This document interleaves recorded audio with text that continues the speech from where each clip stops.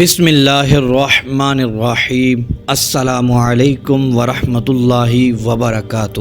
صبح اٹھتے ہی نہار منہ ایک لفظ کا وظیفہ کر لیں، خدا کی قسم اگر دولت نہ ملے بے شک یہ میرا چینل چھوڑ دینا۔ 3 کروڑ بھی اگر آپ مانگیں گے انشاءاللہ عز وجل اللہ تبارک و تعالی آپ کو عطا فرمائے گا۔ محترم بھائیوں اور میری بہنوں، آج ایک ایسا وظیفہ لے کر آیا ہوں جس کی وجہ سے مشکل آسان ہو جاتی ہے،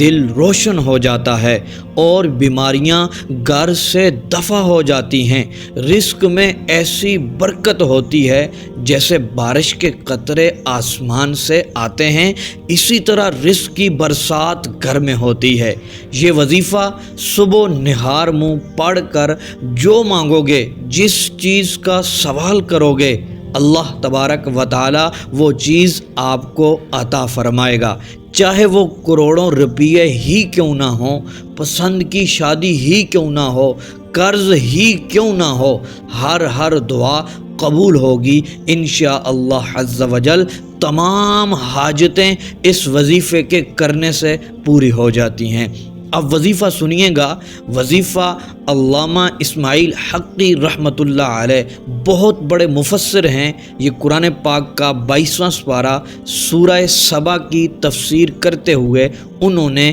اس وظیفے کو نقل کیا ہے۔ آپ فرماتے ہیں حضرت اسماعیل حقی رحمۃ اللہ علیہ، جس شخص نے نماز فجر کے بعد اپنے سینے پر دایاں ہاتھ یعنی رائٹ ہینڈ رکھ کر 70 مرتبہ یا فتاح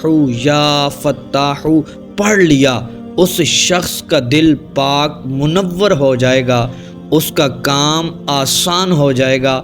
ہر کام میں اس کو کامیابی ملتی ہے، اور اس کے پڑھنے سے روزی، مال و دولت، رزق میں اتنی وسعت اور اتنی زیادتی، اتنا اضافہ ہو جاتا ہے کہ رزق بڑھتا ہی چلا جاتا ہے اور وہ شخص دنوں میں امیر و کبیر ہو جاتا ہے۔ تو محترم دوستو، آپ نے فجر کی نماز کے فوراً بعد اپنا دایاں ہاتھ اپنے سینے پر رکھ کر یا فتاح